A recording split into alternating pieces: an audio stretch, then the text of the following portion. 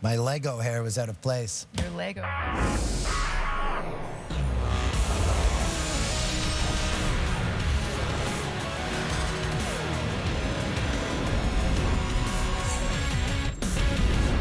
It is SportsCenter with Jay and Dan, brought to you by McDonald's.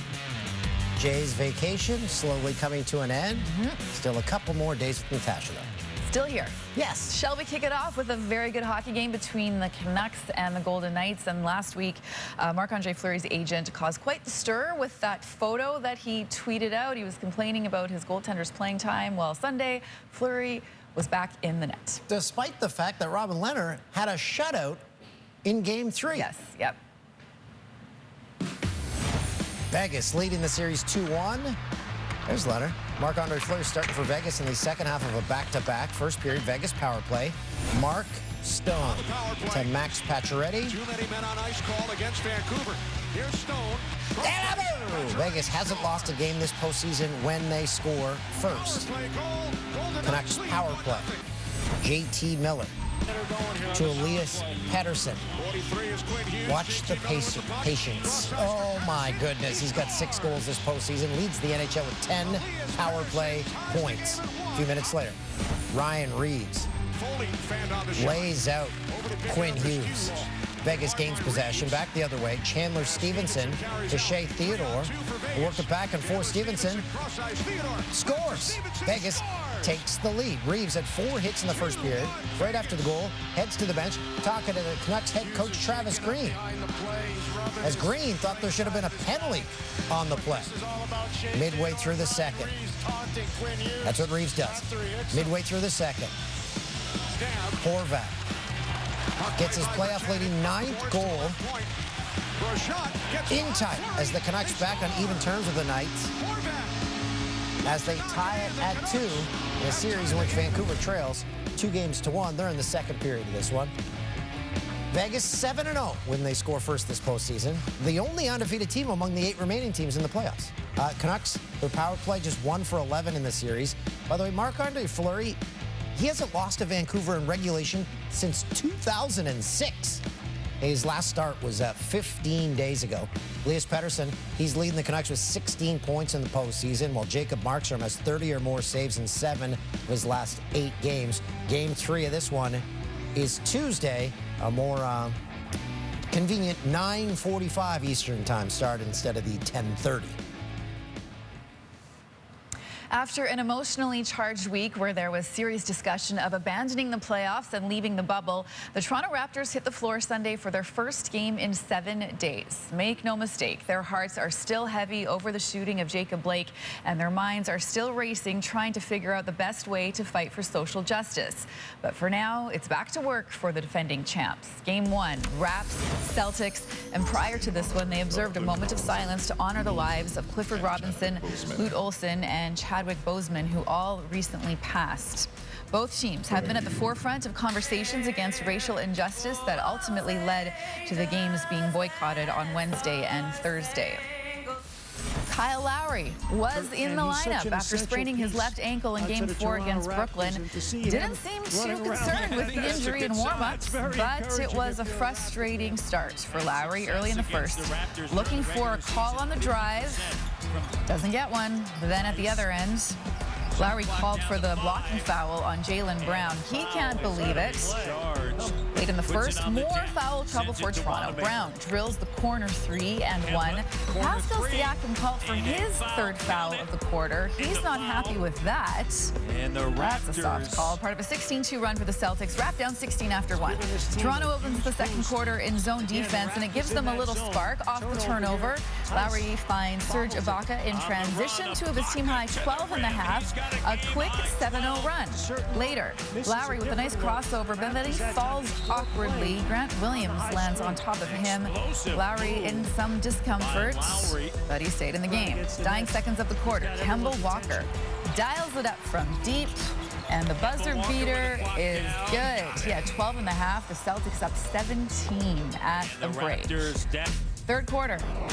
Celts keep pouring it in from downtown. They hit 17 threes in the game, 10 of them from the corner.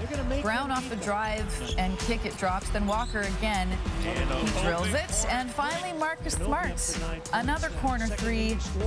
Boston's lead up to 22. Later, Smart pokes it away from Fred VanVleet. And back the other way, Robert Williams throws down the windmill slam. The Celtics won 3 of 4 meetings with the Raptors in the regular season, and they're up by 15 after 3. Fourth quarter. Here comes Lowry. Gets this to go, plus the foul. He had a team-high 17. That cut the lead to 12, but that's as close as they got. Boston pulled away. Toronto showing frustration. Ibaka with the hard shove on Daniel Tice knocks him down. Ibaka given a flagrant foul for that. He and Tice have some words, but they would be separated as Boston takes game 1 in convincing fashion. Now inside the bubble, the Raptors have lost both games to the Celtics despite winning the other 11 contests against the rest of the NBA. Toronto was held to just 19 points in the second quarter, the first time under 20 in a quarter since their previous game against Boston on August 7th. With much more on this one, here's Matt and Jack. All right, Jack, you go back and you take a look at game 1. It really was the start of this game that set the tone. Boston came out.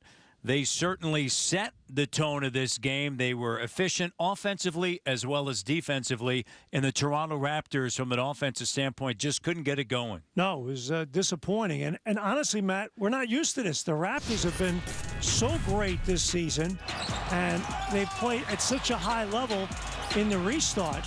And yet, kind of a mirror image of the last time the Raptors played the Celtics, the same exact thing. They struggle offensively early in the game.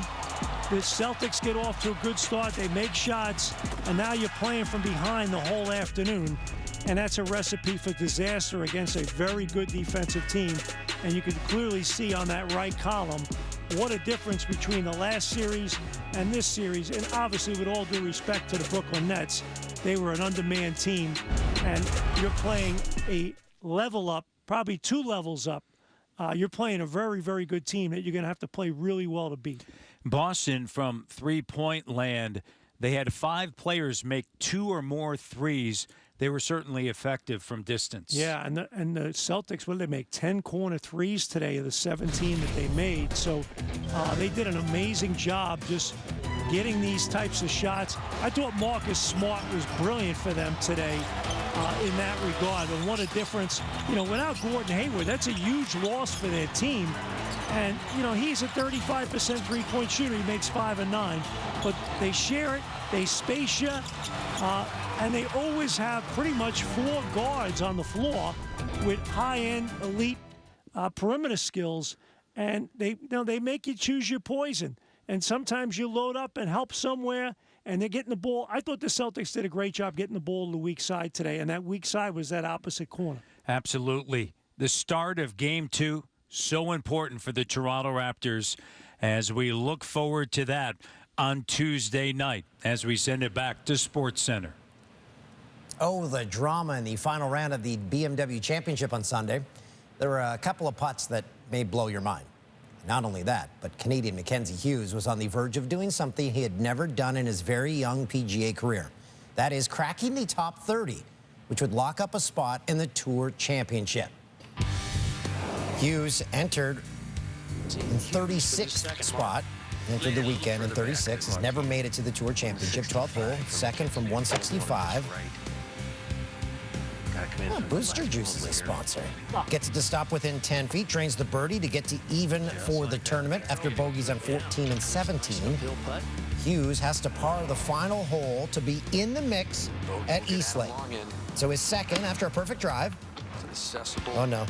Oh, no. Ooh, he's in the kitty litter, leaving himself perhaps the most important sand shot of his career. Okay, looking good. Needs to save this for an automatic berth into the Masters and all other majors. He's got a 5-footer. Gotta go. And Hughes drains it. Yeah. He's headed to the Tour Championship after an unbelievable up and down, finishing tied for 10th.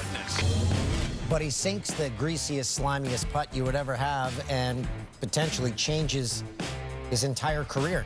So he makes it to the Tour Championship, where if you finish last, you still get $400,000 there. And more importantly, he's qualified for the Players' Championship and all 4 majors in 2021. What a putt. So good.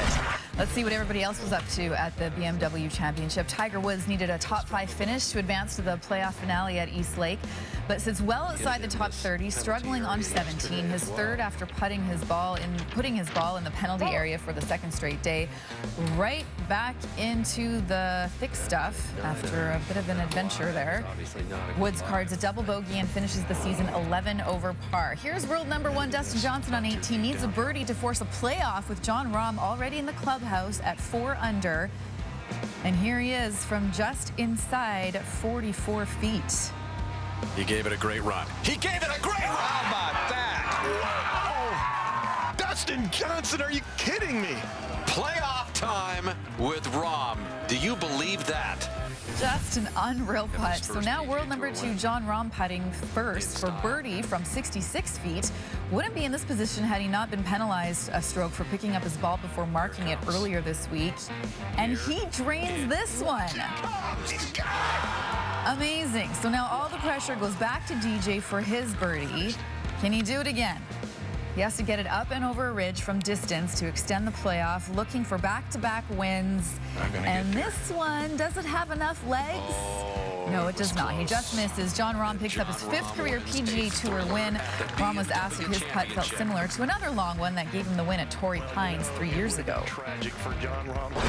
It was a long putt, even though that time 2 putts was enough, and I had to hit it a lot softer, but very similar idea, right? I had to get it to a spot on the left side and just let it ride the slope. Yeah, I mean, you're not thinking about anything like that, right? I was just trying to hit my spot on top of the slope, about 10, 12 feet left of the pin, and honestly hope it would be a decent putt for par coming back and hopefully have a chance to keep the playoff going. Luckily, it just looked really, really good on the way, and when it had 10 feet to go, man, it was striking beautifully, and I could hardly believe it. And yeah, I mean, very, very similar reaction and feelings that I had at that point. Okay, coming up, 2 teams fighting for Game 7. Will Doncic and the Mavs live to fight another day? And will the Nuggets find a way to slow down Spider Mitchell? Find out next.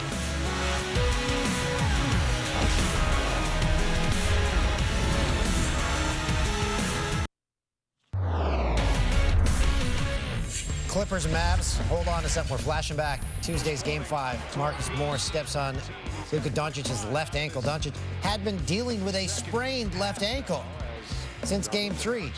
It does not look accidental. Sunday, first quarter, Doncic takes it to the hoop. And guess who hits him with a very hard foul? Morris does. Doncic tries to go at Morris, but he's held back. Doncic and Morris exchange words. The refs reviewed the foul. And Morris ejected from the game. That's the 3rd ejection in the series. Second half, Doncic. It's called for the offensive foul on Paul George. He doesn't like it and tosses the ball towards the ref, hits the ref in the foot. Doncic gets hit with a technical foul. Mavs down by as many as 23 in the second half. Doncic, great fake, gets the shot to go plus the foul. Doncic, 31 points through 3 quarters. Kawhi Leonard averaging over 30 points per game in the playoffs. Fourth quarter. Kawhi! After Dallas cut LA's lead to 6, gets to the hoop. A couple minutes later, Kawhi knocks down a jumper. The Clippers pull away with 8 straight points from the reigning Finals MVP. Kawhi had 33 points, 14 rebounds. Doncic had a game-high 38 points, 9 rebounds, and 9 assists in a loss as LA eliminates Dallas with a Game 6 win. Doncic, very good. I mean, he's Rookie of the Year last year, and this year he's up for Most Improved. I mean, I'd like to know if that's ever happened before. And so I expect that, he'll come back next year even better. you know, with something new in his game, the same way that Bird and Magic and Jordan and all those great players did every summer. I think I was on board with Luka a long time ago. I think 2 years ago, his rookie year, I said I had a man crush on him. It's grown, so he's just a terrific player. Doncic was 1 rebound short of averaging 30 points, 10 rebounds, and 8 assists in the series. Oscar Robertson, LeBron James, and Russell Westbrook are the only players to average those numbers in a single postseason. Nuggets and Jazz, Game 6. Jamal Murray has scored 92 points in his last 2 games, honoring the late Breonna Taylor and George Floyd on his shoes. Second quarter, Murray weaving through the Utah defense, and will finish with a little scoop. Proud of himself after that. A little later, it's Murray versus Donovan Mitchell. Torches him with the 3. 25 first half points for Murray. Here's Charles Barkley's thoughts. That play, he looked up. Murray just kicking their ass right now. Okay, Murray took it to another level in the 4th. That's tray number 6. His 3rd straight 40-point playoff game in a series. Michael Jordan last did that in 1993. Then after Mike Conley turned it over, Murray stares down his 7th triple. And he wasn't done there. Shot-making ability for Mitchell and Murray is off the charts right now. Step back 3 on the way. And he's got another one. The Blue Arrow drops 50 points for the 2nd time this series, 21 in the 4th. Mitchell had 44 points in the loss as Denver forces a Game 7. Gotta tell you, the NBA, the future is in good hands. Oh, yeah. Very impressive what the young players are doing right now. Your second last walkover. Second last. Wow. See, we're allowed to wander around over here. I know, I like it. Kind of stretch your legs a little bit. Exactly. Relax. As we showed you earlier, the Raptors were blown out by the Celtics in Game 1 with their thoughts. Rodney, guys. Yes, the Boston Celtics with the first punch, and it's a mighty blow. Back in studio alongside Leo Rautins and Sam Mitchell, who is down in Atlanta. If the Boston Celtics, after Game 1, actually 2 games in the bubble, aren't in their kitchen, they're certainly in the Raptors bubble. They have played very well against Toronto. Sam, what did you see, and are you concerned for the Toronto Raptors at all? Yes, I am, Rod. As a matter of fact, getting a chance to watch this game close, I am. When you look at the team speed overall between the Boston Celtics and Toronto Raptors, Boston is a much quicker team from the guard all the way up to the center position. And then you look at the quickness on defense. Look, the Boston Celtics are not a big team, but they scramble, they trap, and they come at you from different areas and angles to where you can't get comfortable. And then last but not least, they're scrapping this on the glass. They beat the Raptors on the glass, and the Raptors, that's one of their strengths. One of the things that we think the Raptors have a huge advantage at is the size and able to pound this Boston Celtics team on the glass. If Boston continue to beat the Raptors on the glass with their speed and quickness and then shooting the 3 the way they did today, this is going to be a tough and maybe a quick series in what we thought if the Raptors don't get their act together. Well, Sam, I think there's a lot of places the Raptors can make some adjustments. And you talk about the Boston not being a big team. The Raptors can take advantage of that. They can use their size and not just settle for 3-point shots like they did in Game 1. Also, defensively, you have to do a better job on pick and rolls and also in transition. If the Raptors do a better job of containing the basketball, they looked indecisive on a lot of situations, allowing that ball to get in the paint, not only for baskets, but for kickouts for those wide open threes. So just have to do a better job defensively. We've seen them do it during the season, but against this Boston team, they struggle. So they just have to make some adjustments specific to the Celtics. That was the first time the Raps have been held under 100 points in the bubble. Yeah, they just weren't themselves. I think they'll be okay. I think they'll bounce back. Yep. 2 $25,000 fines have been handed out to OKC's Dennis Schroeder and Houston's PJ Tucker for their actions during Saturday's Game 5 contest. Schroeder for hitting Tucker in the groin area and Tucker for making contact with Schroeder and escalating the situation. Both players were ejected from Saturday's game. And they should both be scolded for not respecting social distance. That too, yeah. Tucker says Schroeder has not reached out to apologize, and he says he doesn't believe him anyways, that it was an accident. They got the fines, but they both avoided suspension, so they should play in Game 6 on Monday. Montreal Alouettes quarterback Vernon Adams Jr. announced Sunday that he's opting out of his CFL contract to pursue opportunities in the NFL. Adams signed a 2-year contract with Montreal this past offseason after being named an East Division All-Star and leading the Owls to the playoffs. Adams released a statement on Twitter saying, "I want everyone who reads this to know that I am still completely committed to this franchise and city going forward, and that should no NFL opportunity materialize this year, I will be returning to the Owls in 21 with the exact same goal in mind. Let's build a dynasty. Thank you guys for understanding. All love." Can't fault the guy. Yeah, you got to go where the work is. And the window for CFL players to opt out closes on Monday. His rights would be retained by the Owls if he doesn't catch on with an NFL team. All right. After the break, we head back to the rink to catch you up on the rest of Sunday's Stanley Cup action. Those highlights coming up on SportsCenter with Jay and Dan, brought to you by McDonald's.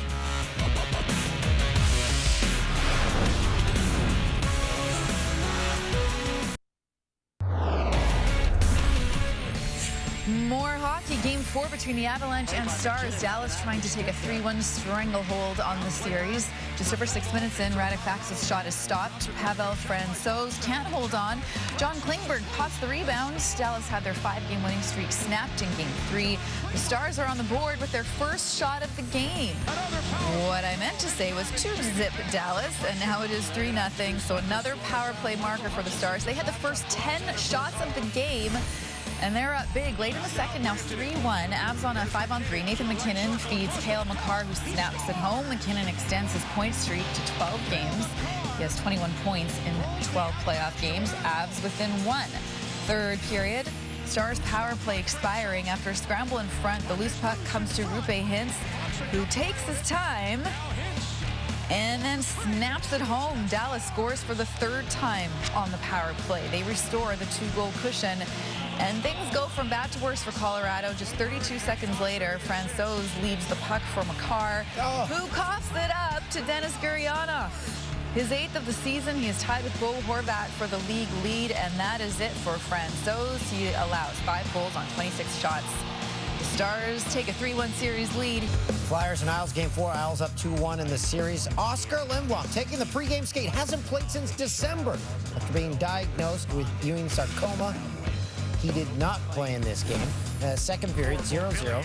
Josh Bailey picks off a clearing attempt. Sets up Brock Nelson. Beats Brian Elliott.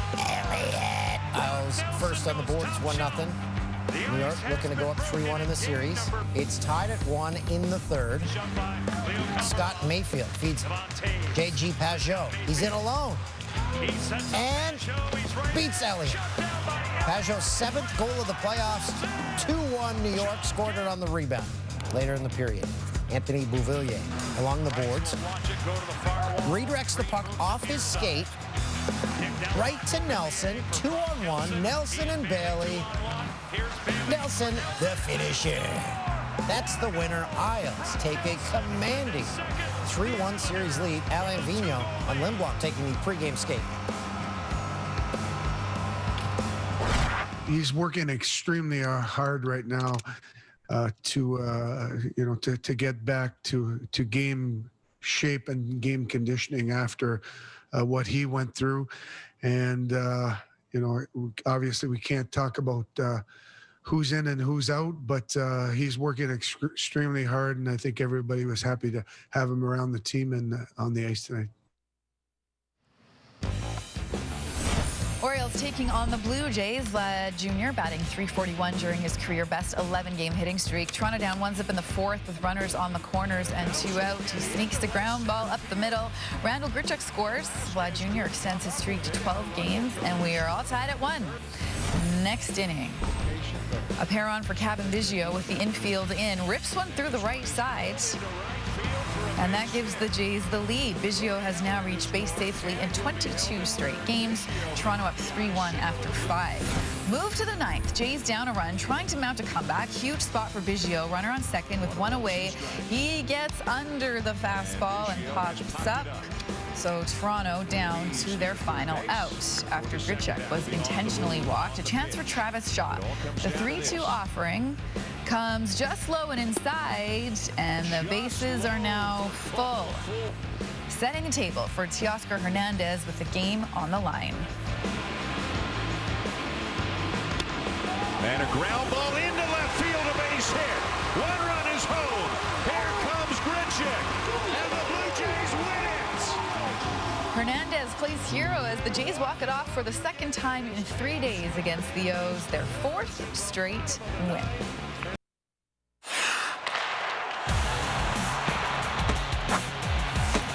Who Delivered, brought to you by McDelivery. And I'd pay $50 for a Big Mac right now. John Rahm definitely delivered on Sunday after shooting a 64. Rahm sunk a 66-footer on the first playoff hole to beat Dustin Johnson to win the BMW Championship. To win, Rahm took back his spot on top of the World Golf Rankings. That was pretty cool. The Jannies. Good plays, bad plays, everything in between. Mets and Yankees, Michael King. Oh, nearly airmailed that. His foot got caught on the mound. Ew. Sticks the landing, though. Almost a triple axel there. Flyers and Islanders, Anthony Beauvillier with a great kick pass that leads the Islanders on a 2-on-1 as Brock Nelson will get the easy tap in. Let's take another look at this. Little kick right there. Very nice. Cubs and Reds. Drive to right. Nick Castellanos makes a diving catch. Oh, went to show the up. He got caught hot dogging. He got caught hot dogging. Catch doesn't count. All runners are safe. Someone hit his glove and pop out last That's night. what happens when you get cocky. Twins and Tigers. Louis arrives. Smokes one off pitcher Casey Mize. But the ball rolls right to third base. Isaac Paredes, who gets the force out. Oh, gets him good. Mize was okay, so that's good. Nuggets and Jazz. Mason Plumlee, incredible block on George Niang, and just snatches the ball out of his hands. Usually they don't come down with the ball. You swat it away. Right. That was interesting. More from Mets and Yankees. Brett Gardner hits a hard liner to first base, but Dominic Smith with a very nice diving catch nearly gets the double play. Took a double away from Gardner. You got to be quick there on first base. Nicely done. BMW Championship. Dustin Johnson on 18 needs to hit this putt for birdie from 43 feet to get into a playoff with John Rahm. And he does. And then Rahm in the playoff goes and sinks one even longer. Even better. 66 feet, I think. Yeah, just correct. Incredible. And more from the Flyers and Islanders. James Van Riemsdyk's shot stopped by Thomas Greiss, and then he robs Jake Voracek on the rebound. Man, the Islanders. The Islanders get all the way through? They're a game away from bouncing the Flyers. I know. Up 3 games to 1.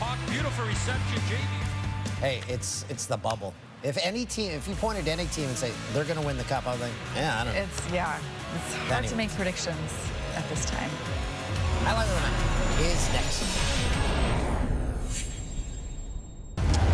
Time for the worst play of the day. Cale Makar is a future superstar, but this is one he will want to forget. Denis Gurianov capitalizes for the Stars on that giveaway there as the puck just kind of hops over Makar's stick.